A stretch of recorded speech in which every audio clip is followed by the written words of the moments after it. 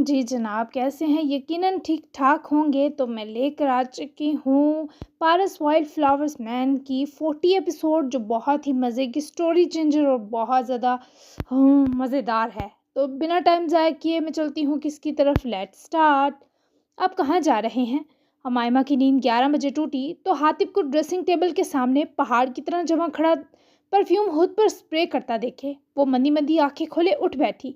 वो पलटा और अपने सहर नाक सरापे समेत जब उमायमा की तरफ बढ़ा तो सूखा हल्क और बंजर महसूस हुआ।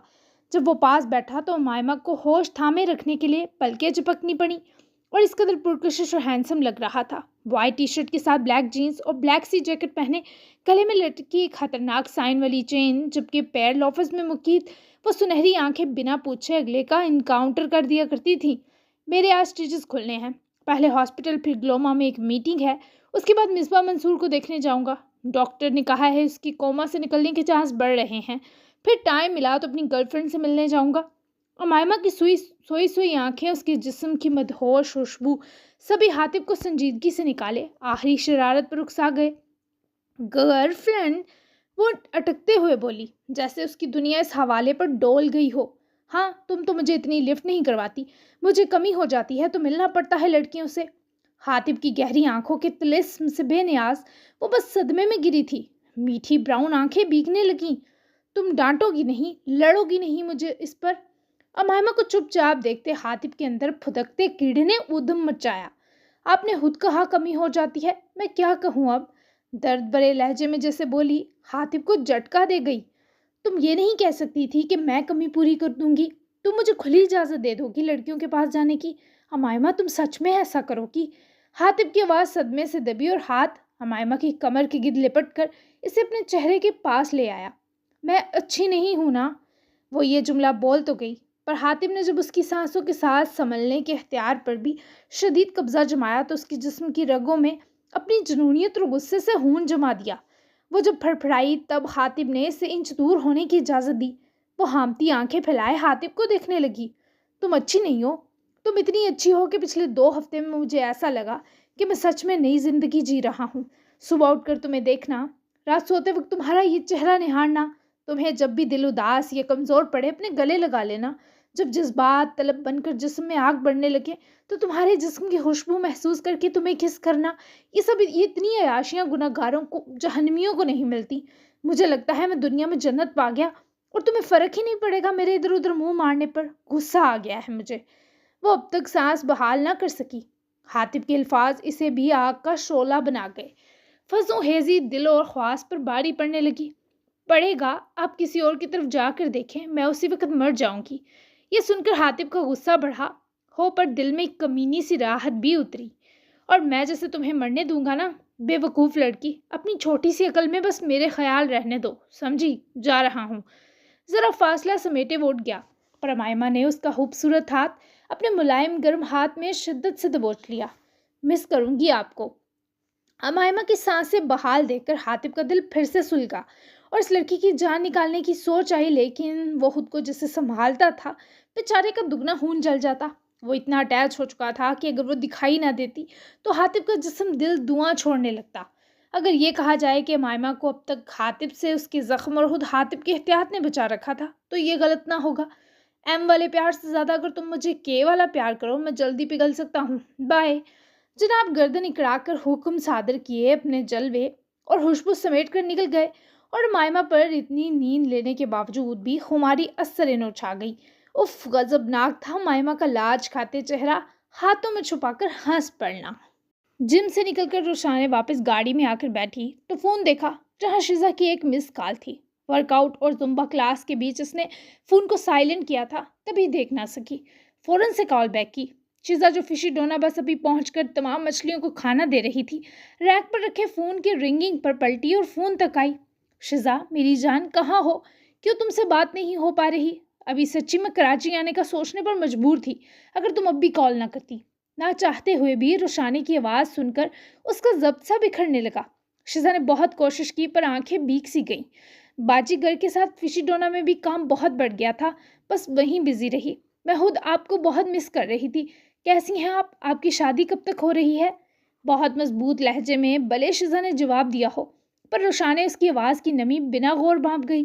میں مل کر بتاؤں گی تمہیں اپنی شادی کے بارے میں، ہو چکی ہے لیکن حاتب سے نہیں، یہ سب فون پر بتانے والا نہیں۔ دوسری بات، تم اداس کیوں لگ رہی ہو؟ کوئی مسئلہ ہے؟ عائشہ امی اور باراج بابا سے بھی 2 بار بات ہوئی، وہ ٹینس نظر آئے۔ گھر میں سب ٹھیک ہے؟ تم کسی چیز کی ضرورت ہے تو بتاؤ۔ فشی ڈونا میں تم لوگوں کے گھر کا نظام ٹھیک چل رہا ہے نا؟ کوئی فائنینشیل پرابلم تو نہیں؟ اپنے اندازے کے مطابق روشانے ہر طرح تسلی چاہتی تھی۔ فشی ڈونا سے بہت اچھی اماؤنٹ آ رہی ہے، انفیکٹ بابا آپ کے نام پر اکاؤنٹ کھول چکے ہیں، اضافی اماؤنٹ آپ کی امانت کی صورت روز کی روز سیو ہو رہی ہے، آپ پریشان نہ ہو باجی۔ روشانے مسکرائی، دل کو بہت سکون ملا یہ جان کر کہ اس کی چھوٹی سی دنیا اس کے اپنوں کے لیے فائدہ مند ہے۔ الحمدللہ، پھر میرا بچہ کیوں اداس ہے؟ آہل کے جانے کی وجہ سے؟ روشانے وہی ذکر چھیڑ بیٹھی جو شیزا کی آنکھوں میں آنسوؤں کو واپس گھسیٹ لایا۔ کون آہل؟ میں تو بھول گئی۔ اپیا اگلے ہفتے میری شادی ہے منان شیراز سے، بابا کی دوست کا بھتیجا ہے، اسی سلسلے میں مصروفیت چل رہی ہے۔ روشانے کے چہرے پر سفیدی چھائی۔ اصل تکلیف دار شیزا کا نارمل بتانے کا انداز تھا۔ وٹ؟ تم شادی کر رہی ہو؟ مجھے بتایا تک نہیں؟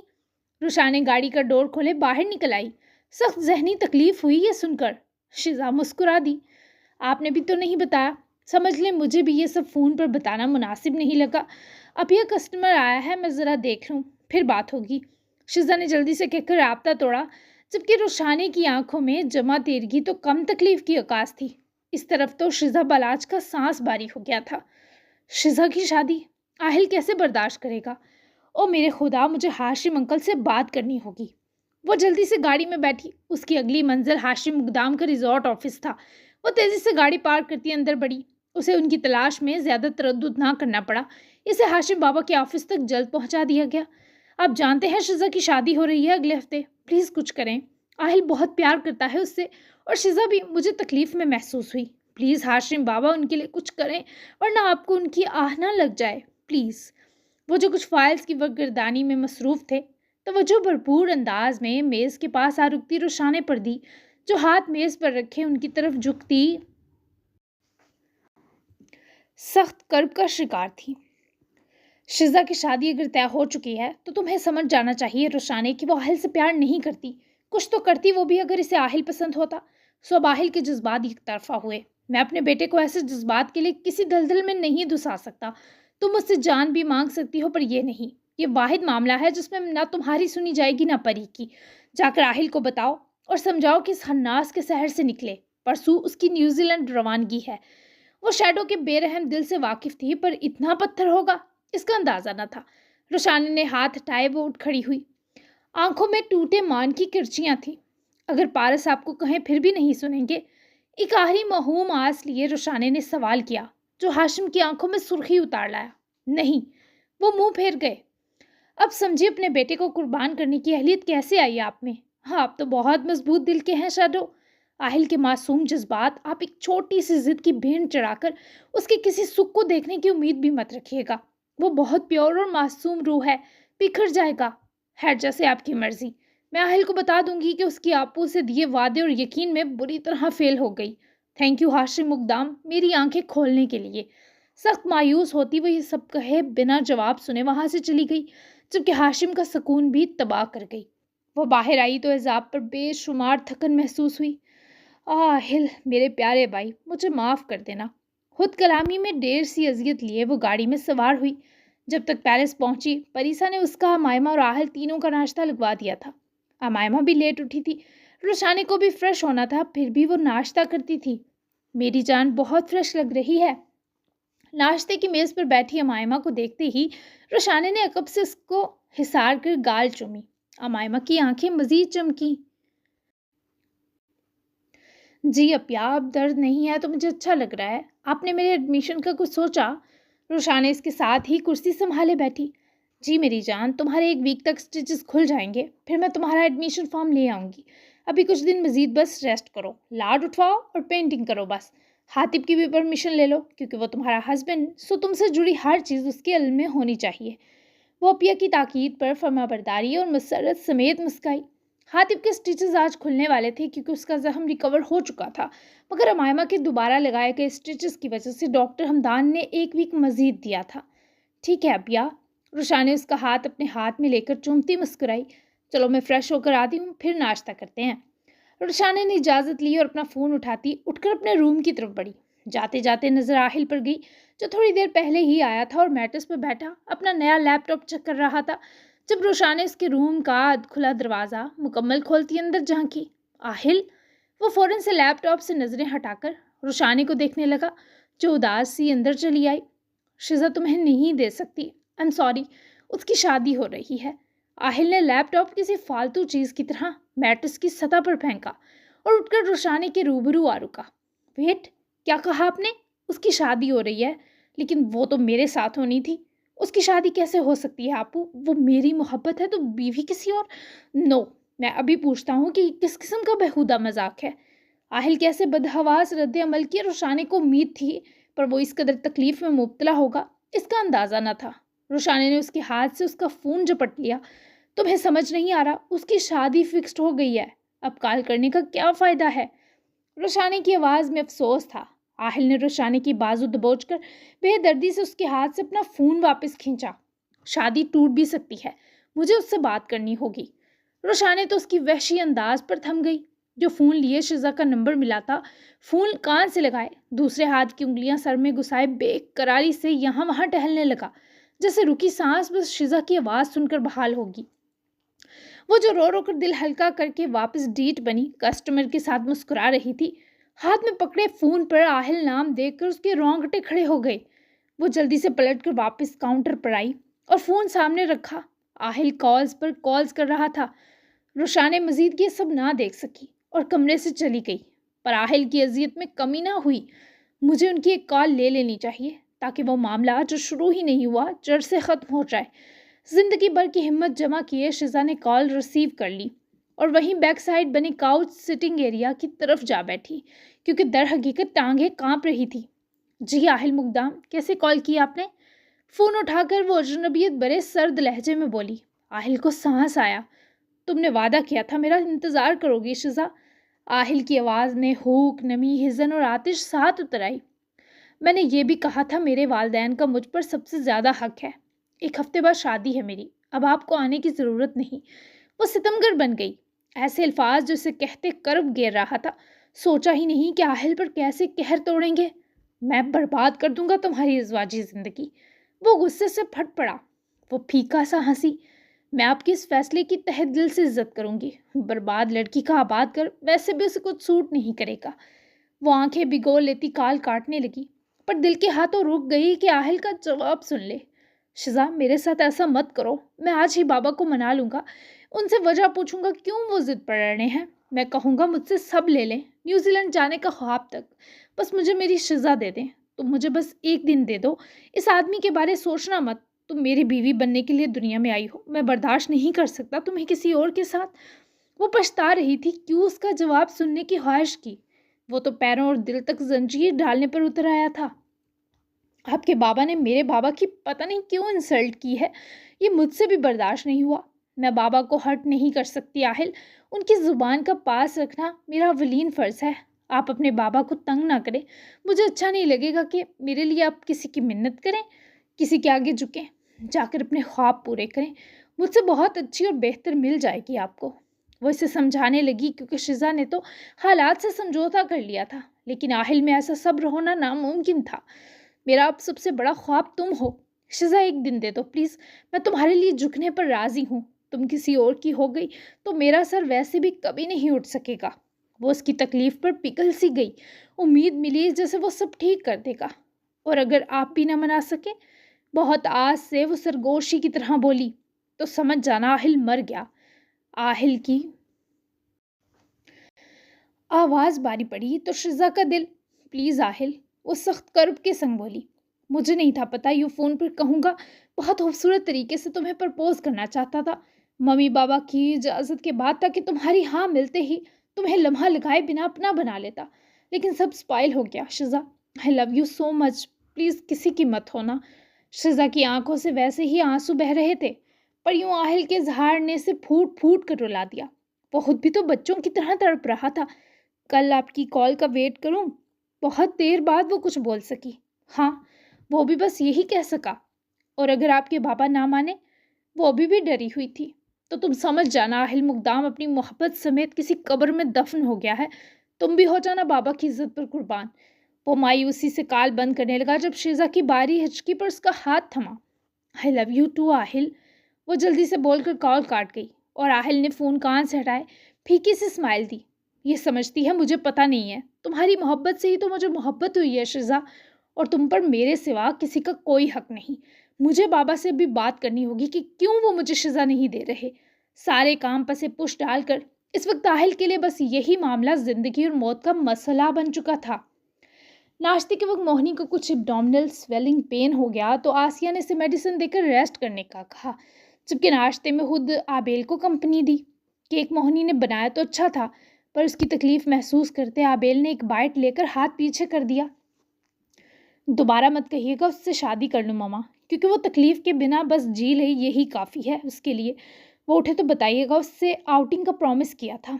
मैं भी रेस्ट करना चाहता हूँ। नाश्ते के नाम पर ब्लैक कॉफ़ी का मग लिए वो उठा और अपने कमरे में चला गया।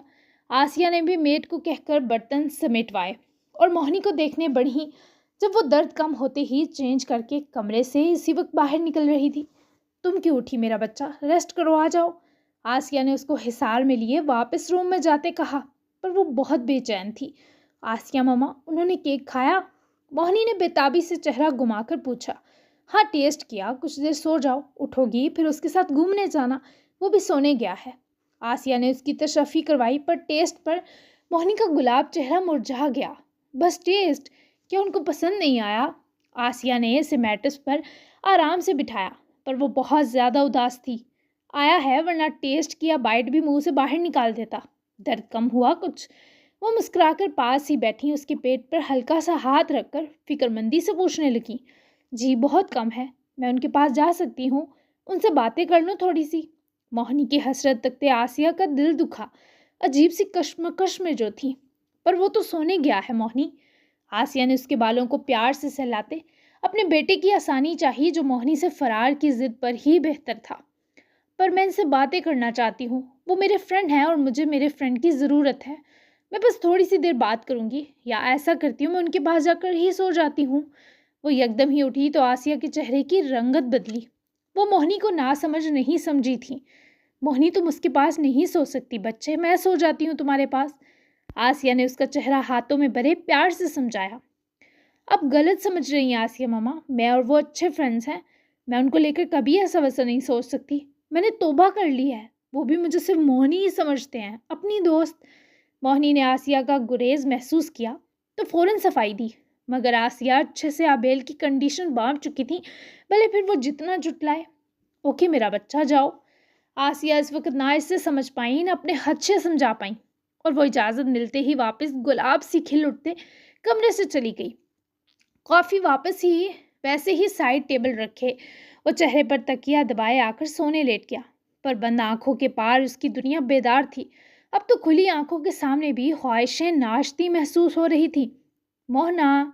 दरवाज़ा खुलने के साथ मोहिनी की आवाज़ कानों में पड़ी तो आबेल ने तकिया मुंह से हटाकर आवाज़ के ताक़ुब में नज़र जमाई, जहाँ वो दरवाजे के साथ स्याह साए की मानद खड़ी दिखाई दी।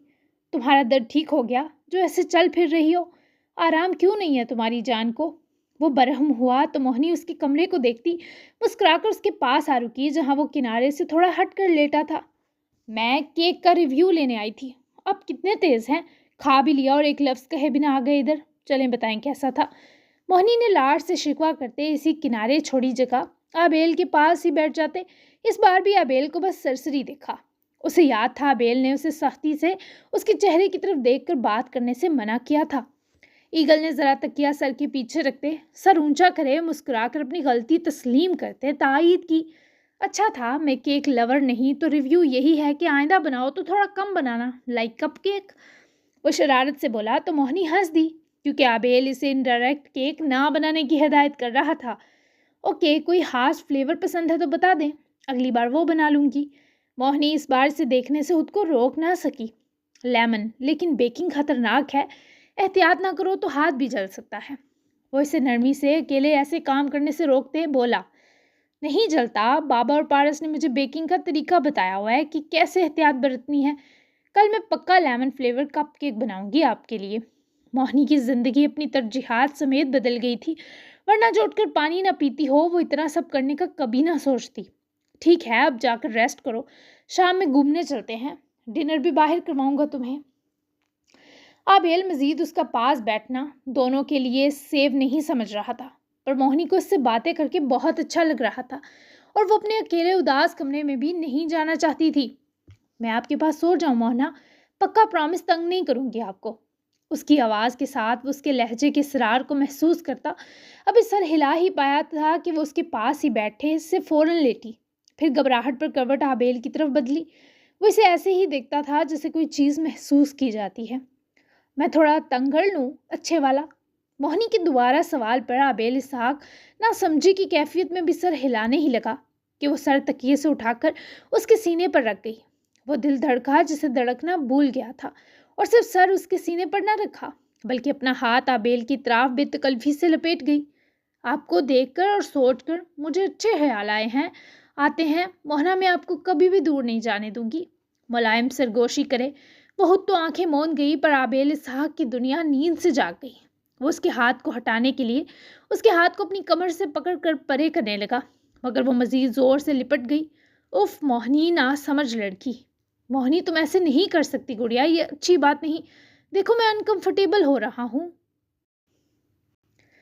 وہ مزید نہ چپ رہتے اس کے ہاتھ کو پکڑ کر موہنی سے ذرا دور ہوا تو وہ چہرہ اٹھا کر آبیل کے چہرے کی الجھن اور پریشانی دیکھتے خود ہی اپنا سر اس کے سینے سے واپس اٹھا کر جلدی سے اٹھ بیٹھی۔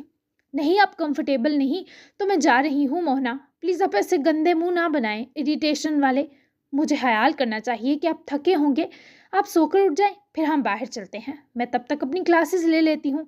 جلدی سے اٹھ کر اپنے سلپرز پہنے وہ وضاحت دینے لگی، اور اس بیچ آبیل کو نہ دیکھا۔ ادھر آؤ موہنی۔ آبیل نے اٹھ بیٹھتے پیر نیچے اتارتے ہوئے اسے دیکھتے اپنا ہاتھ بڑھایا تو وہ نہ چاہتے ہوئے بھی اس کے پاس آ رکی اور اپنا ہاتھ آبیل کے ہاتھ میں دیا، جسے آبیل نے دباتے ہی اپنے ساتھ لا بٹھایا۔ دیکھو موہنی، فرینڈس کے بیچ کچھ حدود ہونی چاہیے، تم چھوٹی بچی تو ہو نہیں، اچھی سمجھدار 16-17 سال کی لڑکی ہو۔ میں کبھی نہیں چاہتا تمہارے مجھے لے کر یہ معصوم اور پیارے خیالات اپنا کوئی رخ بدلیں، نہ میں یہ اپنے لیے چاہتا ہوں۔ تمہیں یہ سب سمجھانے کی ضرورت نہیں، کیونکہ تم اچھے سے انسانی ضروریات کو سمجھتی بھی ہو اور پرکھ بھی چکی ہو۔ وہ سب بہت مشکل سے چھوٹا ہے پیچھے، تو اب تمہیں اپنا خیال رکھنا ہے، مجھ سے بھی ایسے کلوز نہیں ہونا جو کسی بھی قسم کا ان سیف خیال مائنڈ میں لانے کا سبب بنے، تم سمجھ گئی؟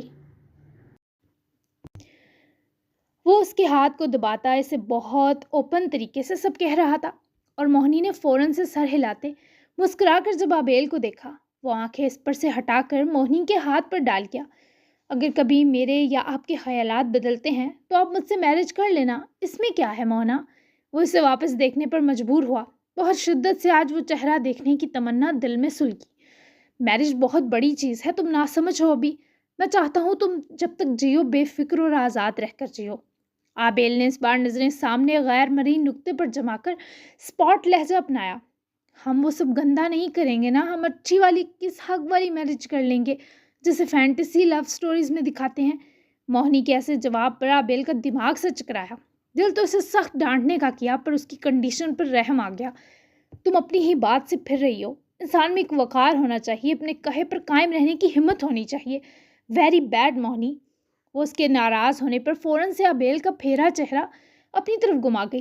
میں نے صرف آپ کے کہیں کھو جانے کے ڈر سے کہا، ایسا مجھے گندا نہیں سمجھے موہنا، وہ روحانسی ہو کر یقین دلانے لگی۔ آبیل نے اس کا چہرے سے جڑا ملائم ہاتھ ہٹا دیا۔ تم گندی نہیں ہو موہنی، دوبارہ ایسا کہا تو تھپڑ ماروں گا۔ بازو اس کی اطراف لپیٹ کر اپنے سینے لگایا تو وہ رو سی پڑی۔ موہنا، میں اس بار سچ بول رہی ہوں، میں بس سب سے دور کر دی جاتی ہوں تو ڈر گئی۔ اتنا اچھا تو بابا کے پاس بھی نہیں لگا جتنا آپ کے پاس لگتا ہے۔ میں ہر وقت آپ کی آنکھوں کے لیے گاڈ سے پرے کرتی رہتی ہوں، میں نے آپ کو بہت یاد کیا، کچھ ایسا کر دیں کہ میں آپ کے ساتھ ہمیشہ رہ سکوں جب تک زندہ ہوں۔ مجھے اپنی ساری حدیں پتہ ہیں، میں اب اس گندے فیز سے نکل آئی ہوں۔ آئی پرومس اپنی اس بات پر آخری سانس تک قائم رہوں گی۔ مجھ سے میرج کر لیں، لیکن ویسی نہیں جیسے پارس نے کی، جھوٹی، ریئل والی، تاکہ جب آپ کیلیبریا واپس آئیں ہم بنا کسی ڈر کے ایک دوسرے کے ساتھ بہت ساری مستی کریں، ٹائم گزاریں۔ آپ نے دوسری والی میرج تو نہیں کرنی؟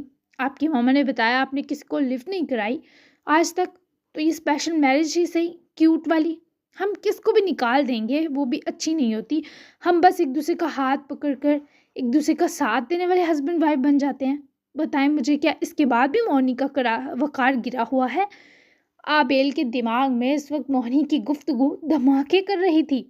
وہ سمجھ نہ پایا یہ اس کی لائف میں ہو کیا رہا ہے. کیوں کائنات کا ہر ذرہ اسے برباد کرنے کی ٹھان چکا ہے.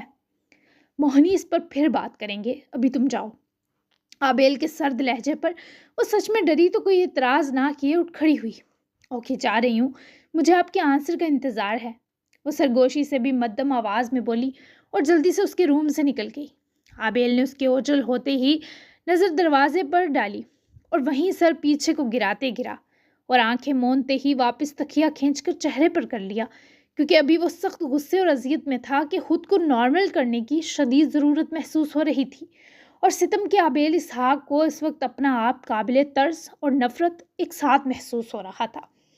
جی جناب, جاری ہے. تو کیسی لگی آپ کو 40 ایپیسوڈ؟ تو کیا لگ رہا ہے, کہانی میں تھوڑی ڈرامہ اور ایکشن اور ایموشنل لائے جاتے ہیں, سسپینس اور تھرل تو چلتا ہی رہتا ہے.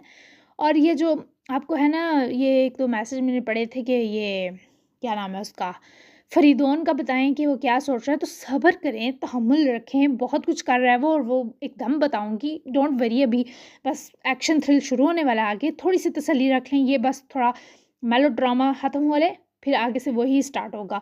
تو کیسی لگی ایپیسوڈ؟ بیسٹ سین اور ڈائلاگ ضرور مینشن کیجیے گا, اور اپنا بتائیں کہ آپ کو کیسا لگ رہا ہے ناول, کو بور تو نہیں کر رہا, کیا لگ رہا ہے کیا ہونے والا ہے آگے, کیونکہ بہت کچھ اس ناول میں ان ایکسپیکٹڈ ہوگا جو میں نے پہلے ناولز میں نہیں رکھا, نہیں کیا. بہت کچھ ہوگا, بہت تھرلنگ اور مزیدار ہونے والا ہے سب کچھ.